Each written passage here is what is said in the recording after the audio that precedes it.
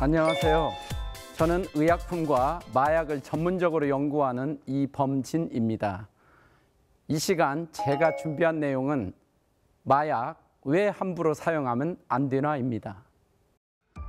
마약에 빠진다는 것은 당신이 누구인지를 잃게 되는 겁니다. 시작하지 마십시오. 마약은 절대 빠져나올 수 없는 출구 없는 미로와 같습니다. 소량으로 강력한 효과를 얻을 수 있는 마약류 의약품.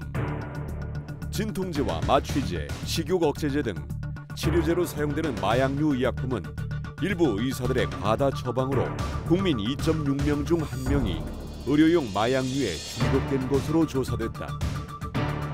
최근엔 SNS로 마약을 쉽게 접할 수 있다 보니 불법으로 마약을 구입하는 10대와 20대가 늘고 있는 상황.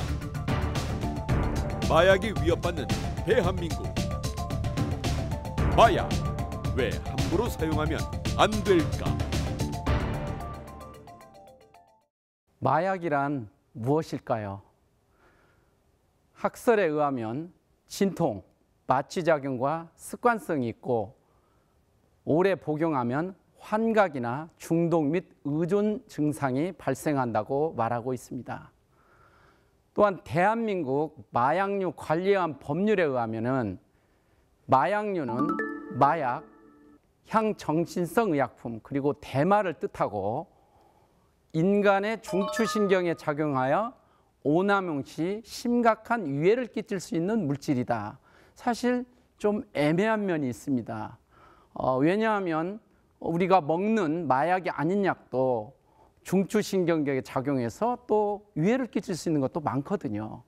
마약류는 크게 세 가지로 나눌 수 있습니다. 이건 우리나라의 법률에 의해서 첫 번째 그룹이 향정신성 의약품입니다.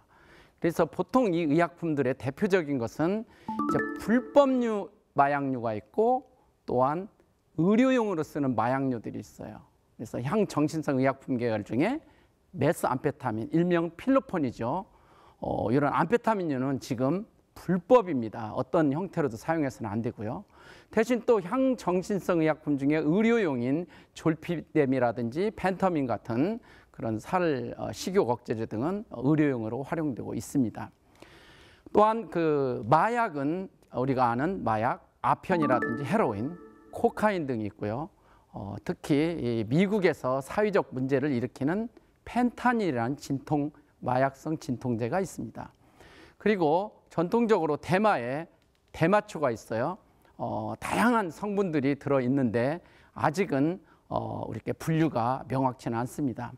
그래서 이 큰 줄기로 이 세 개를 말해서 우리는 마약류입니다. 마약류라고 부르고 있어요. 그런데 아까 제가 말씀드린 이런 마약은 특징이 무엇일까요? 세계보건기구에서 4가지를 언급했는데 그 첫 번째가 중독성, 의존성입니다. 지속적, 주기적 사용으로 정신적, 신체적 변화를 일으키고 또한 중독은 의존보다도 어떻게 보면 심각한 상태를 의미하는데 약물 사용에 대한 강박적인 집착을 얘기합니다. 두 번째는 내성입니다.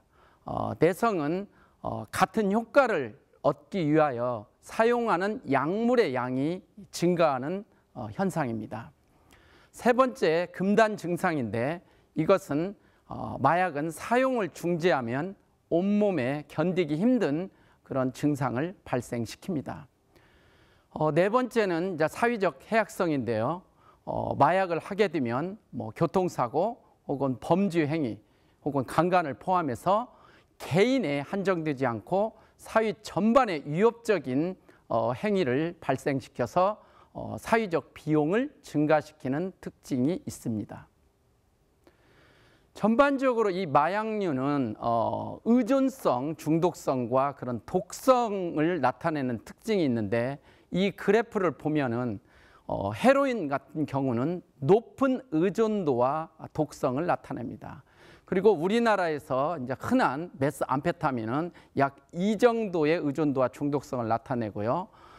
또 신기하게도 술과 담배도 이런 필로폰, 메스암페타민에 준하는 의존도와 이제 독성을 가지고 있기 때문에 비단 마약은 아니지만 신중하게 관리되고 통제되어야 된다고 생각합니다.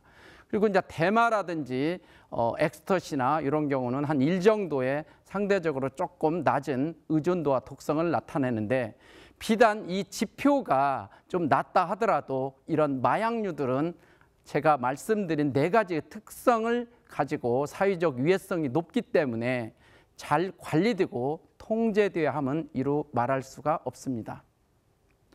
마약을 하게 되면 생활 속에서 어떤 증상들이 나타날까요? 첫 번째는 행복을 느끼는 능력이 마비됩니다. 실제적으로 마약류가 도파민을 증가시켜서 행복감과 이런 걸 느끼는 것으로 돼 있지만 결국은 중독 현상을 일으켜서 가짜 쾌감이나 혹은 환각, 우울증 혹은 심한 감정의 기복을 일으키고요. 그 다음에 인지 능력을 이제 손상시켜서 갑자기 자동차가 장난감처럼 보이거나 어떤 높은 빌딩 옥상에서 뛰어내릴 수 있는 것 같은 느낌을 갖기도 하고 합니다. 또한 뇌 손상으로 해서 집중력이라든지 기억력, 사고 능력이 이제 저하되고요. 마지막으로 정서적 의사소통 장애가 일어나기 때문에 사회성이라든지 친구와 가족 간의 단절이 돼서 개인의 존엄이 파괴될 수가 있는 것입니다. 의료용 마약류도 물론 불법 마약류라든지 중독성에 따라 다를 수 있지만 많은 증상들을 나타냅니다. 펜타닐 마약성 진통제는 부작용이 상당히 심한데 오른쪽 그림처럼 좀비처럼 걷거나 고개를 숙이고 눕지 않고 그런 식으로 걸어가기 때문에 좀비 마약으로 불리고 그 다음에 소화장애라든지 환각 증세, 근육 약화, 그 다음에 호흡마비라든지 치아 손상 등 또한 관략근의 긴장을 유발하고 변비를 나타냅니다. 이 펜타닐의 경우에는 우리가 잘 아는 몰핀보다도 100배가 강하고 치사량이 2mg 정도인데 그것은 쌀알 2개 정도의 용량입니다. 그래서 실제 우리나라는 아직은 마약류인 메스암페타민, 코카인이나 대마 등 이런 걸로 이슈화되어 있고 의료용 마약류 문제 등이 있지만 그중에서도 특히 이 펜타닐, 미국에서 가장 1순위의 위험한 마약인 펜타닐에 대해서도 대처가 필요하다는 생각을 하고 있습니다. 향정신성 수명 마취제, 일명 우유주사라고 불리는 프로포폴의 경우에도 무호흡이라든지 혈압저하, 두통, 현기증, 그리고 정신착란이나 기억 상실, 무의식, 이런 의존성에 의한 또 용량 증가가 따르면서 여러 가지 통증을 가하면 뇌에 전달되어 혈압 및 심박수 상승 등 다양한 부작용이 일어나는 의료용 마약류입니다. 최근에 우리 한국에서, 우리 대한민국에서 이제 대마초에 이제 문제가 있긴 한데, 대마초, 이제 태국이라든지 많은 나라가 합법화 나라인데 우리나라는 왜 불법인가 하는 논란의 소지가 있습니다. 대체적으로 이제 마약류는 그 성분이 가지고 있는 어떤 부작용과 어떤 그 의존성, 중독성 이런 걸로 이제 이 얘기를 많이 하는데, 그러니까 대마의 경우에는 우리가 그 부위를 가지고 이렇게 정하고 있습니다. 대마의 꽃과 잎, 수지, 이를 원료로 제조된 모든 제품은 이제 마약류에 해당되는데, 같은 대마인데도 종자와 뿌리, 성숙한 줄기 및 그 부위들에서 유래한 것은 마약류가 아니다고 분류를 하고 있어서 실제 좀 일반적으로 좀 혼돈의 여지가 있고요. 그래서 이제 마약이 아닌 대마 종자에는 식용이라든지 다양한 용도로 자유롭게 사용할 수가 또 있거든요. 그래서 이제 그런 면들이 좀 있고요. 또 국제적으로 보면 캐나다나 미국의 다수의 주, 그리고 태국 등 이런 나라들도 오랜 시간의 논란 끝에 현재 이제 합법화를 하고 있는데, 실제 마구잡이로 쓰는 게 아니라 그 어떤 다양한 법과 기준에 의해서 통제된 사용을 허용하고 있습니다. 우리 국내에서도 현재 법이 개정되지 않았기 때문에 대마의 어떤 사용과 어떤 유통은 불법임에도 불구하고 정부 및 지자체 주도로 대마 연구 및 산업화 정책이 이제 추진되고 있고요. 그 이유는 전 세계적으로 이제 대마 관련 시장 규모가 2025년 약 200조 규모, 그리고 이제 의료용 대마 시장이 연평균 약 22%의 성장해서 24년에 이제 51조 원 정도를 다룰 거라는 그 희망적인 산업적 면 등에서 약간 혼돈의 여지가 있지 않나는 생각을 하고 있습니다. 그러면 대마 합법인 국가에서 이런 대마를 투여하거나 했을 때 국내에서 처벌되는가? 현재 우리나라 마약류 법은 대마에 관련한 어떤 형태의 판매나 사용을 해서도 안 되고 적발된다면 처벌될 수 있습니다. 그래서 마약류 관리에 관한 법률 58조에 따르면 벌칙에 따라서 처벌되는 수위가 최고 무기징역 또는 5년 이상의 징역에 가능하도록 되어 있습니다. 그래서 현재 이런 국제적인 추세 그리고 의료나 산업적 측면 이런 걸 다 고려했을 때 우리나라도 이제 마약류 관리에 관한 법률, 특히 대마에 관한 그런 규제와 법을 한번 수정할 필요가 있지 않나 하는 개인적 생각을 해보고 있습니다. 대마초는 전자담배부터 젤리, 껌, 초콜릿 등 친숙한 간식 형태로 국내에 불법 유통되고 있습니다. 대마는 담배보다 의존도나 독성이 낮지만 환각을 유발하고 과다 흡입으로 인한 사망도 나와 대부분의 나라에서 금지하고 있습니다. 하지만 태국에 이어 독일까지 기호용 대마를 합법화하는 나라가 늘어 모두 9곳이 됐습니다.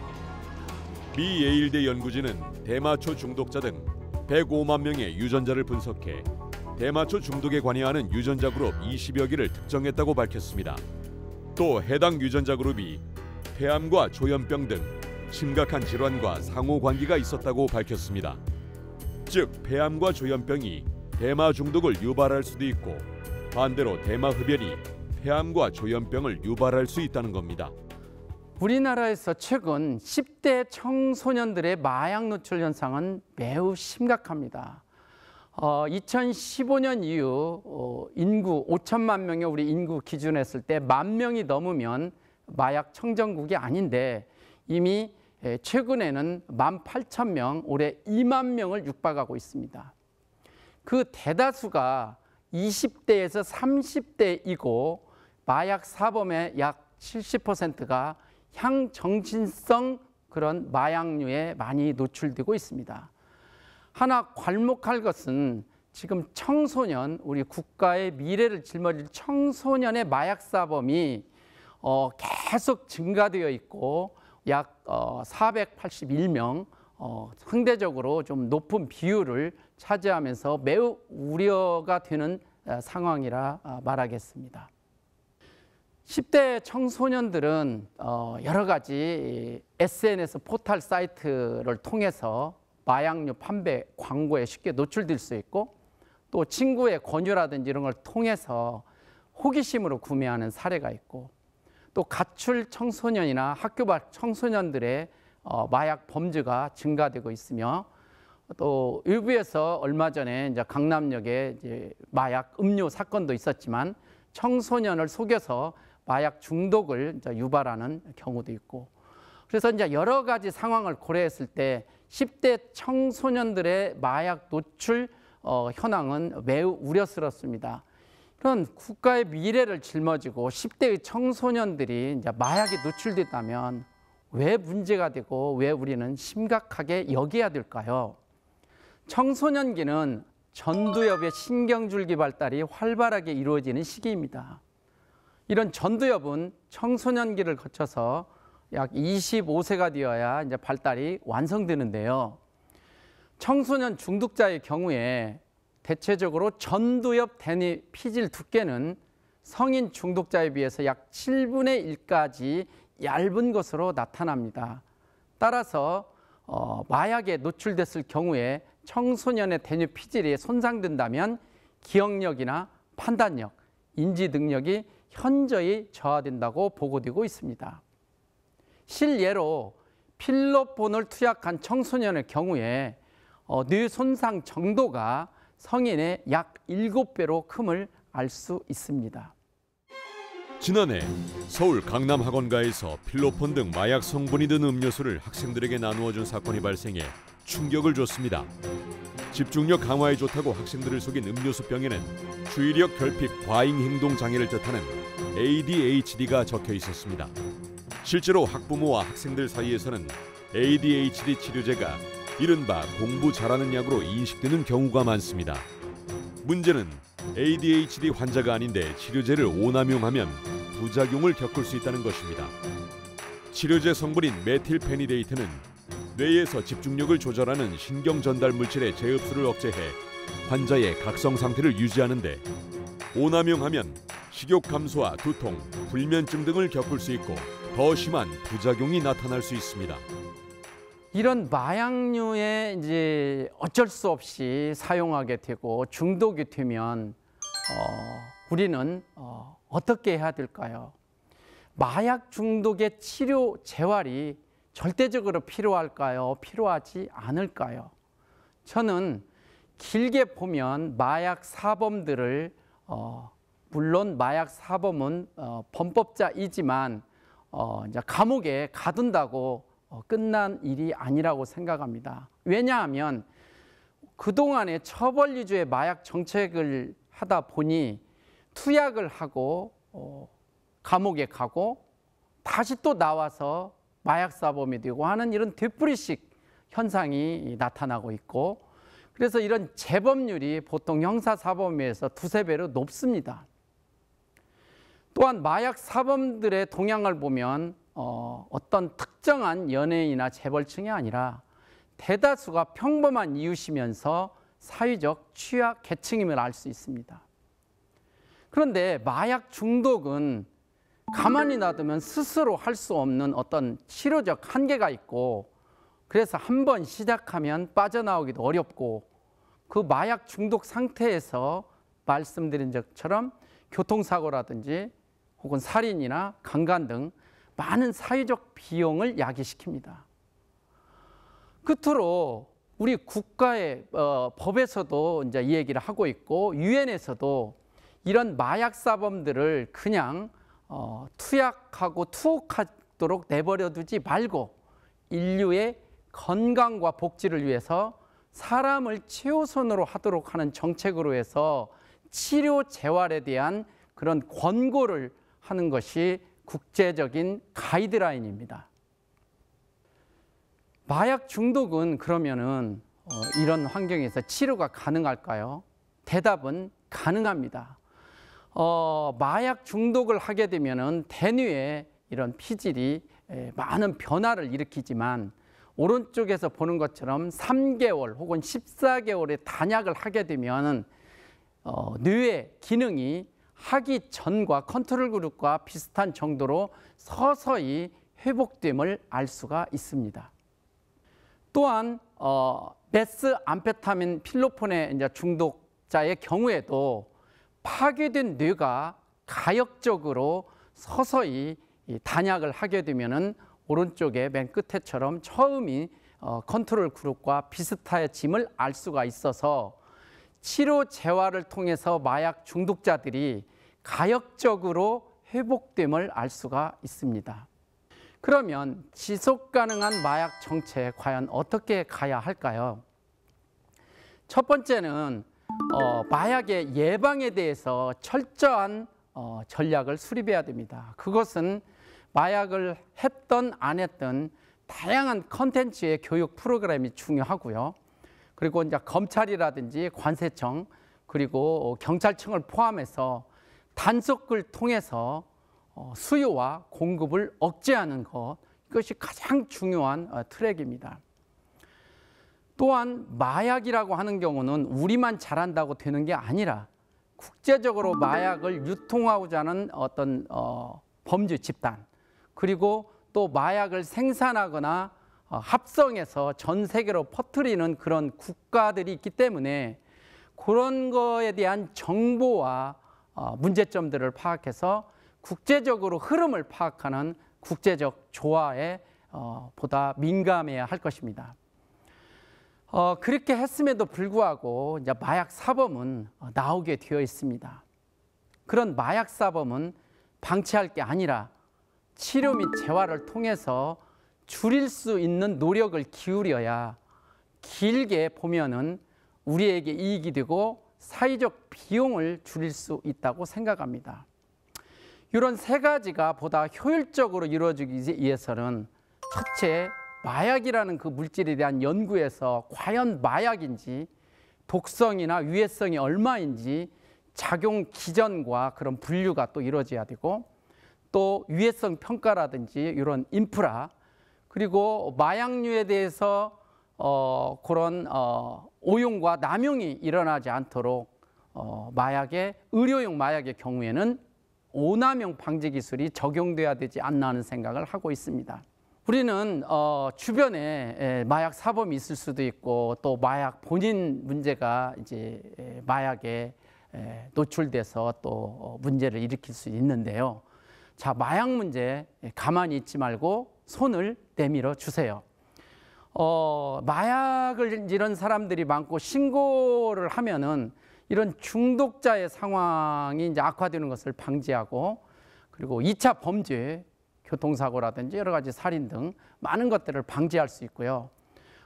또한 추가 마약이 공급되거나 사용될 수 있는 그런 유통을 방지할 수 있다고 생각합니다.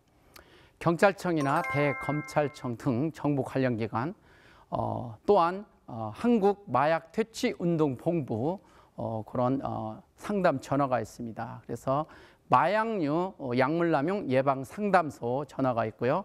아마 정부에서도 적극적으로 이런 상담 전화를 활성화해서 마약 사범을 줄이는 데 많은 노력을 기울이고 있습니다.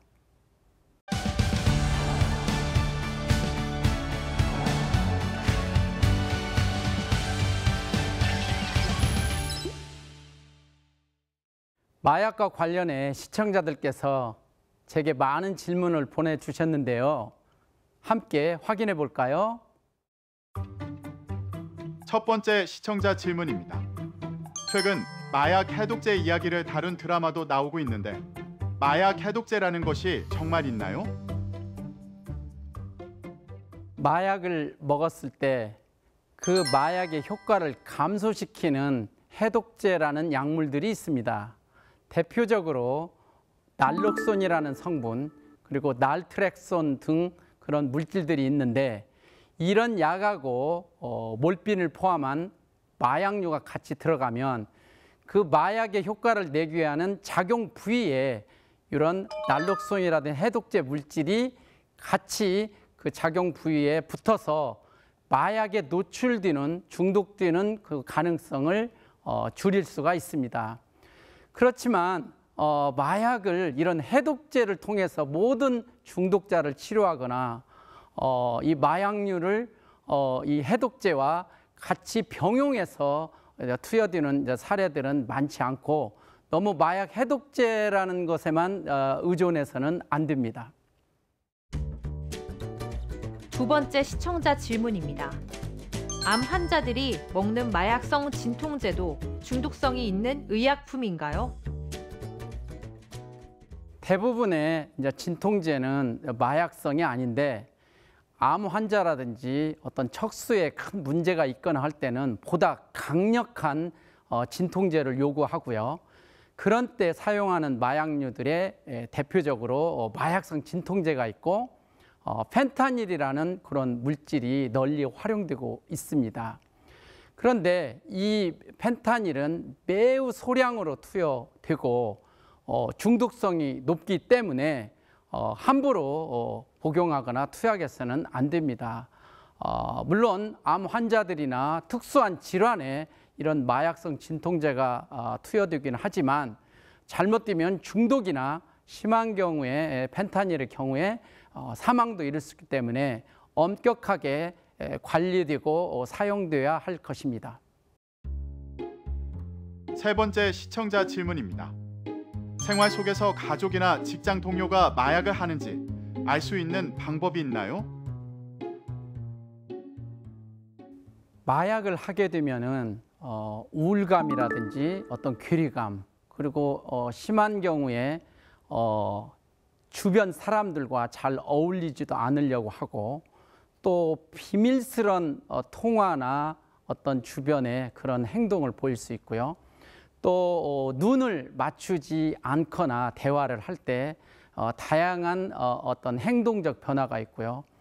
또 일부의 경우에는 이제 마약에 중독됐을 때는 이제 피부라든지 외모에 또 변화가 좋지 않은 쪽으로 가는 경향을 나타내기 때문에 이제 그런 가족이나 직장 동료가 이런 행동을 보인다면 아마 마약을 하지 않을까 하고 의심해 볼 수도 있다고 생각합니다. 마약은 함부로 사용하면 범죄 행위로 한 번 시작하면 끊기 어렵습니다. 뿐만 아니라 건강을 해치고 불안과 우울 장애 등이 유발돼 일상생활이 힘들어지고 개인의 존엄이 파괴되며 사회에 해를 끼칩니다. 나의 건강과 가족의 행복을 위해 마약의 유혹에 절대 넘어가지 않길 바라봅니다. 오늘 저희 강의가 여러분들의 삶에 도움이 되었길 바랍니다. 감사합니다.